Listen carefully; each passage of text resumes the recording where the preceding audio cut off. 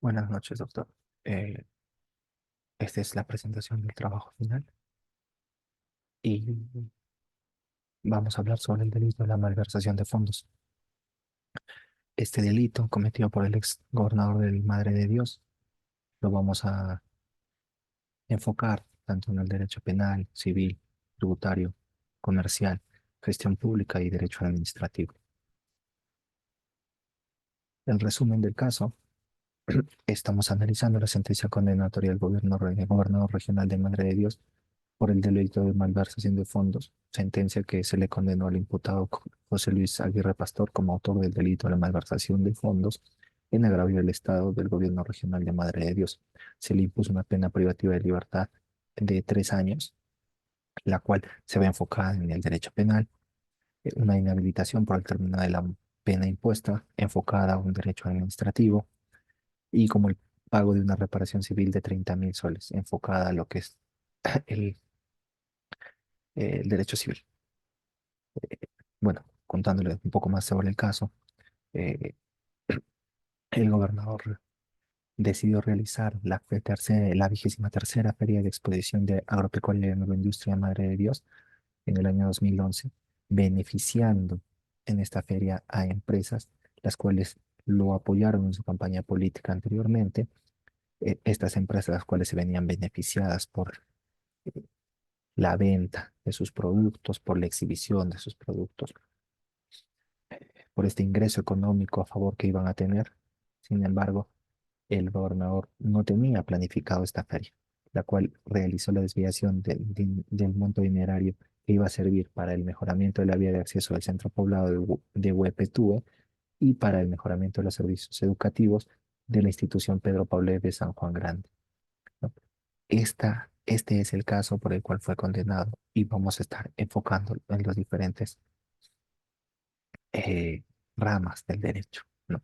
En el enfoque del derecho penal, el delito de malversación de fondos, tipificado en el artículo 389 del Código Penal, establece que el funcionario servidor que da el dinero o bienes que administra una aplicación diferente a la que las estaban destinadas, en este sentido, en el caso, como le comento, eh, desvió los fondos para el mejoramiento del acceso a un centro poblado y el mejoramiento de un centro educativo para poder realizar una feria que iba a beneficiar a las empresas a las cuales les debía unos favores.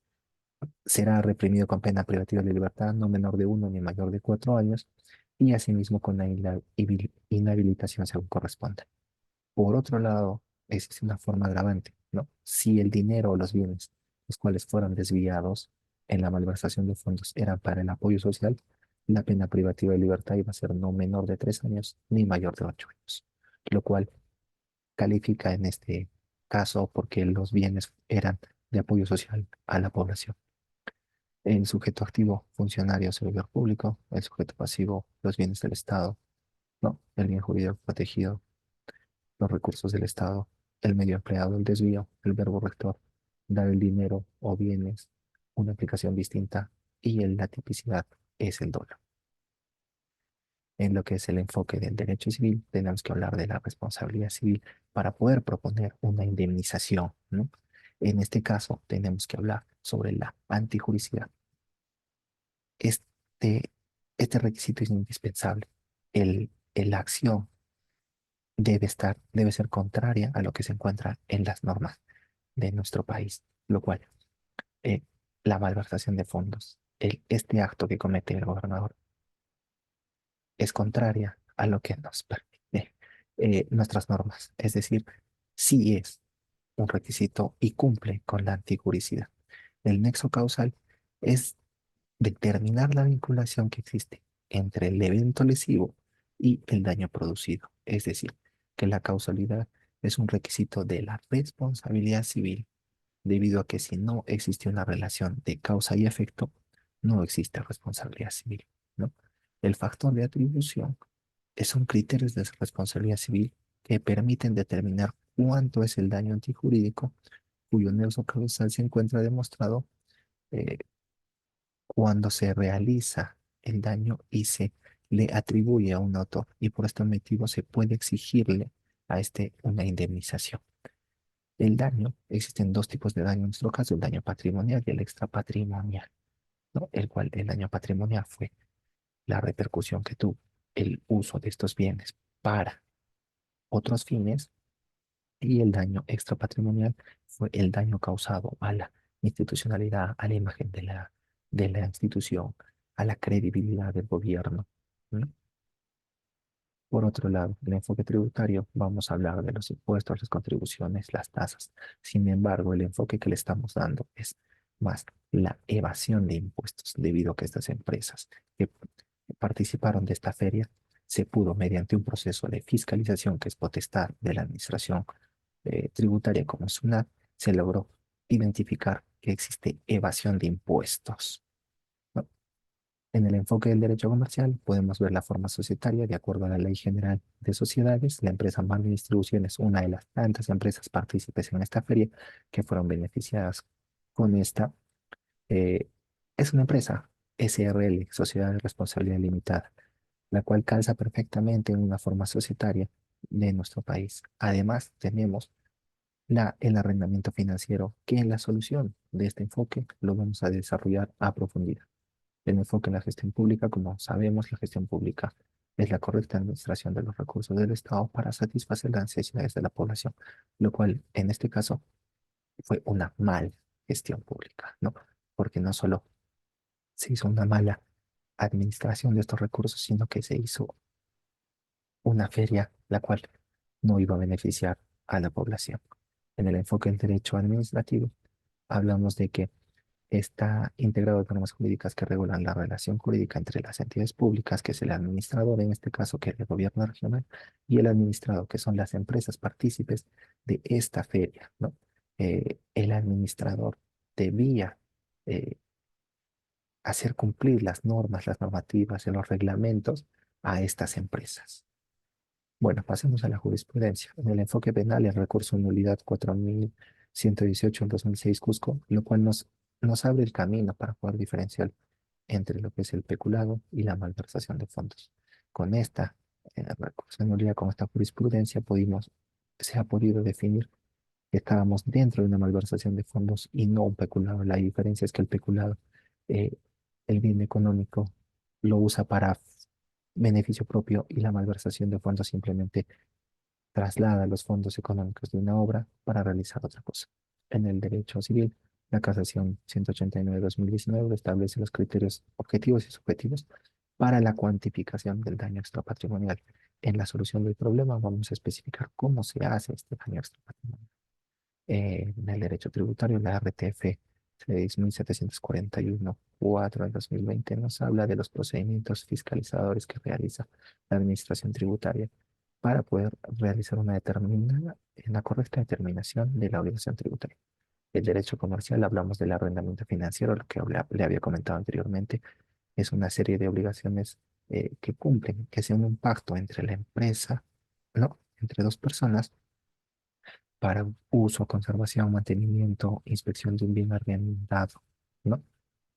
En la cual en esta casación nos estipula que una empresa le dio el arrendamiento financiero a otra persona de un volquete, el cual causó un accidente de tránsito. En esta casación se puede dar que ambos son responsables solidarios.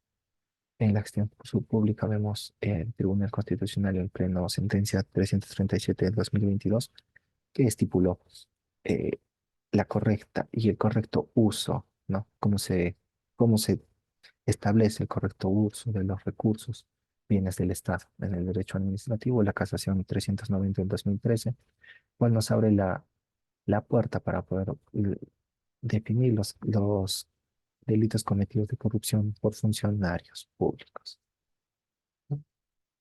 Bueno, pasamos a la solución del derecho penal. Simplemente nos enfocamos al Código Penal, el cual estipula que en el artículo 389 la malversación de fondos será, en este caso, ¿no? Al gobernador, al exgobernador de la región de Madre de Dios, se le impuso una pena de 3 años de pena privativa de la libertad. En el derecho civil se impuso el pago de 30.000 soles por concepto de indemnización. Sin embargo, nosotros analizando y cuantificando el daño del Estado, se debe realizar criterios objetivos, ¿no? los cuales son gravedad del ilícito. Quiere decir que mientras más preciado sea el bien del Estado, mayor será el pago de la indemnización. La modalidad de realización es entre la modalidad delictiva empleada y la dimensión de la pena impuesta, ¿no? Debe hacerse una balanza. La reincidencia quiere decir si esta persona ha realizado varias veces estos actos, ¿no? La ventaja conseguida por un funcionario es que si este funcionario consigue una ventaja para beneficio propio, en este caso, pues no se benefició económicamente, pero sí benefició a otras empresas. En el criterio subjetivo, es la posición del funcionario en el Estado, quiere decir que pues es alta, porque este es un funcionario público como un gobernador regional. La capacidad de representación del funcionario pues definitivamente es eh, la cara, ¿no? Del gobierno regional de Madre de Dios elegido por votación. Y en el criterio social, la difusión de cuánto daño ha hecho este delito. Bueno, aquí vemos el cuadro de criterios para determinar el daño extrapatrimonial. Los criterios objetivos, gravedad del ilícito, pues se desviaron, es alta porque se desviaron más de 10.000 soles. La ubicación del sujeto imputado en la entidad estatal, pues hablamos de una probabilidad alta porque es un gobernador, ¿no? Eh, sí, después pasamos a lo que es difusión e impacto. Fue baja, como le digo, que no hizo mucha resonancia en los medios de comunicación. Y la finalidad social, pues, fue media porque tenía que ver con la infraestructura de colegios, ¿no? La, el mejoramiento de una carretera. Por eso es que de acuerdo a la tabla, ¿no? Parámetros de la cuantía según la gravedad del hecho ilícito, se estipuló que era una mediana gravedad. Por eso se le impuso el pago de 30.000 soles. Sin embargo, nosotros creemos que debería estar en una alta gravedad y el pago debería ser entre 300.000 soles más o menos de indemnización. En el derecho tributario, eh, como hablamos, se hace presente el proceso fiscalizador, que es facultad de la administración tributaria, para poder cumplir, ¿no? Comprobar el cumplimiento de la regulación tributaria. Estas empresas que fueron beneficiadas con la feria cometían evasión tributaria, ¿no? Eh, la SUNAT realizó el procedimiento de fiscalización notificando a las empresas para dar inicio a este proceso de notificación. Recordemos que con la notificación se da la notificación, la presentación del fiscalizador se da inicio al proceso de fiscalización. Posteriormente se emitió una resolución de determinación y una orden de pago. En el derecho comercial hablamos del arrendamiento financiero. Esta es una nueva forma de arrendamiento en la cual una empresa, en este caso, las empresas concesionarias, ¿no? Les daban un vehículo a las empresas participantes de esta feria, como lo era la empresa Morning Distribuciones SRL, para que puedan transportar sus productos, realizar despachos, poder mejorar su forma de ventas, lo cual tenían que pagar un arrendamiento a la empresa y al término de este contrato ellos podían adquirir este bien o simplemente devolverlo, lo cual generalmente siempre lo adquirían porque el precio era mínimo. En la gestión pública, recordemos que es el correcto uso de los recursos del Estado y por lo tanto, en este caso, entra Contraloría con el procedimiento administrativo sancionado y le establece una sanción muy grave, con la cual lo inhabilita. El periodo de inhabilitación era de 1 año hasta 5 años y lo habilita con 3 años de acuerdo a la pena privativa de la libertad. En la solución administrativa teníamos que ver el código de ética, ¿no? Eh, y sin embargo, tenemos que ver que la entidad administradora era el gobierno regional y los administrados eran las empresas, no participantes de esta feria, las cuales debían cumplir con las leyes, normas y reglamentos que regulaban la actividad del Estado. Sin embargo, como podemos ver, fueron beneficiadas por el gobierno regional, ¿no? La solución al caso propuesto, como les indicaba, el Código de Ética de la Función Pública, la Ley 27.815, las cuales nos habla del respeto, probidad, eficiencia, idoneidad, justicia, equidad, entre otros. El artículo 8 de la misma ley nos habla de las prohibiciones de todo funcionario y servidor público. No debería haber intereses en conflictos como lo hubo, ventajas indebidas, como fue el caso de que era gobernador y pudo realizar una feria para beneficiar a las empresas, el mal uso de la información. Y de acuerdo a la Contraloría, pues, como podemos ver, la sanción muy grave que se le impuso. Un poco las propuestas de mejoras que se pudo hablar fue en el derecho penal, tolerancia cero, si bien es cierto, se le impone una pena privativa de 3 años, de acuerdo al agravante que tenía, consideramos que no es una pena tan imponente, porque 3 años de pena privativa de libertad los va a pasar y posteriormente saldrá del penal para poder seguir rehaciendo su vida. Sin embargo, esto ha hecho que en la actualidad existan más delitos de corrupción y se vengan cometiendo cada vez más en las entidades públicas, por lo cual considero que debe haber tolerancia cero y las penas deben ser más fuertes. En el derecho civil, la indemnización que vimos se le impuso 30.000 soles de indemnización, lo cual en muchas ocasiones, como algunos doctores nos indicaban, que a veces a las personas nos duele mucho más pagar económicamente que pagar con nuestra libertad. Por esto es que los actos de indemnización, los montos deberían ser más imponentes para que ellos puedan no seguir cometiendo estos delitos y que las personas tampoco quieran hacerlo. En el derecho tributario hablamos de las órdenes de pago. Si bien es cierto, se le impuso una orden de pago a las empresas para que puedan pagar las multas establecidas y lo que corresponde a evasión de impuestos, no hay un órgano de control específicamente que pueda hacer cumplir, ¿no? con estos pagos. Debería existir más eh, medidas, ¿no? cautelares, por ejemplo, para que se pueda asegurar el pago de estas multas. En la gestión pública hablamos de que debería haber una capacitación a los funcionarios para que ellos puedan realizar una adecuada gestión de los recursos y bienes del Estado para que puedan beneficiar a la población. Sin embargo, actualmente en las entidades públicas no existen estas capacitaciones y muchas veces solo los funcionarios que están interesados en realizar correctamente sus funciones se capacitan de manera particular. En el derecho administrativo debe haber un órgano de control también que pueda controlar la, el correcto,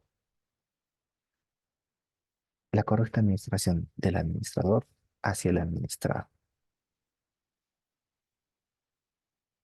Como conclusiones, el delito de malversación de fondos fue el escogido, ¿no? El principal.